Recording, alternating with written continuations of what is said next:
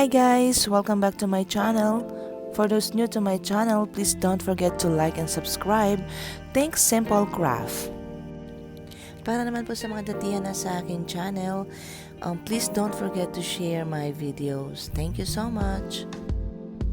For today's video, I will be showing you the simplest and easiest way to make a farewell banner. Okay guys, I hope you will stay until the end of this video. And don't forget to click like and share it to your friends. Thank you so much. And by the way guys, if you have any suggestion or comment regarding this video, don't forget to leave your comment at the comment section. Okay guys, tara let's umpisa na po natin ang paggawa ng DIY farewell banners. Enjoy and happy watching!